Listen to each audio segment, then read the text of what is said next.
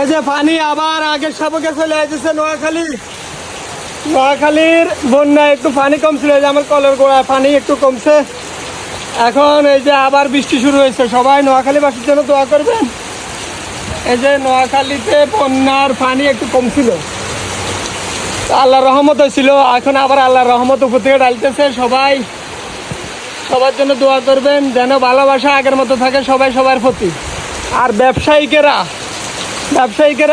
আবু বকরের সাথে জান্নাতে যাইতে চায়, হজ করে, উমরা করে, আবার ওই তারপর দুর্নীতিও করে, মানুষের সুযোগ বুঝে দাম বাড়ায় দেয়, অভাব দেখা, ডেলি দোকান খোলে, বদ্ধ করে, বেচা বিক্রি করে, কোনো কিছু গেলে বলে নাই, মাল পাওয়া যায় না, দাম বাড়তি, এগুলা বলে। এগুলো ব্যবসায়ী কীভাবে জান্নাতে যাইব আপনারাই বলবেন। দর্শক বন্ধুরা যে ব্যবসায়িকগুলা এইবারে গ্যাস সিলিন্ডার নিয়ে বহুত তামাশা করছেন, গ্যাস সিলিন্ডার নাই, মানুষের রান্নাবান্না করতে পারে নাই, মানুষের ঘরে পানি ঢুকে গেছে।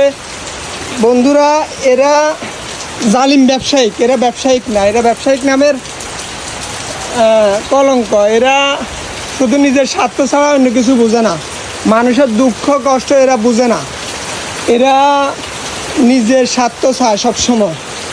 এরা সুযোগ বুঝিয়ে মানুষের একটা বিপদের সময় তারা নিজেরা দাম বাড়ায় দেয় নিজেদের ইচ্ছা মতো।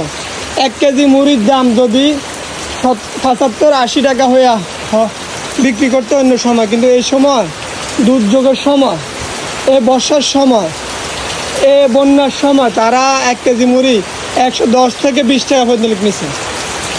এই আরই পরিস্থিতি। আবার এই ব্যবসায়িকগুলা মানে মানুষের সাথে কিভাবে প্রতারণা করে, যে মাল থেকে মাল দেয় না। আপনার গ্যাস সিলিন্ডার ছিল, কিছু কিছু ক্ষেত্রে ছিল না, তবে ভরপুর ছিল। তারা নতুন সিলিন্ডার বিক্রি করার জন্য তারা পুরান সিলিন্ডার দিয়ে নতুন সিলিন্ডার দেয় নাই, মানে পাল্টাপাল্টি করে গ্যাস দেয় নাই। এগুলার বিচারে আল্লাহ করব। আর দর্শক বন্ধুরা, আপনারা এগুলা দেখবেন যে দুর্নীতি বাংলাদেশের থেকে মুক্ত হবে কিনা জানি না। দুর্নীতি আর দুর্নীতি, বাঙালি মায়ার বাঙালি, ভালোবাসার বাঙালি, একজনের প্রতি ভালোবাসা দেখায়, কিন্তু কিছু কিছু ব্যবসায়ী তারা তাদের মনের সত্য বলতে কিছু নাই, তারা শুধু নিজের স্বার্থ ছাড়া আর কিচ্ছুই বোঝে না। তারা যে কোনো সময় যে কোনো দুর্যোগে তারা জিনিসের দাম বাড়ায় দেয়। এ হচ্ছে আমার বাড়ির পরিস্থিতি। এই দেখেন, আমার এই সিঁড়ির থেকে পানি নামছিল, এখন আবার উড়ে যেতেছে। এ হচ্ছে আমার ঘর, এই হচ্ছে বাড়ি, এ হচ্ছে আমার ঘাটকুল। এই যে দেখেন, ও হচ্ছে আমার ছাগলের ঘর, আর ওই যে ফাঁকঘর ডুবে রয়েছে। এই যে আমরা সিলিন্ডারে লেগে গেছি, একটা সিলিন্ডার আমরা কারোর কাছে পাই নাই।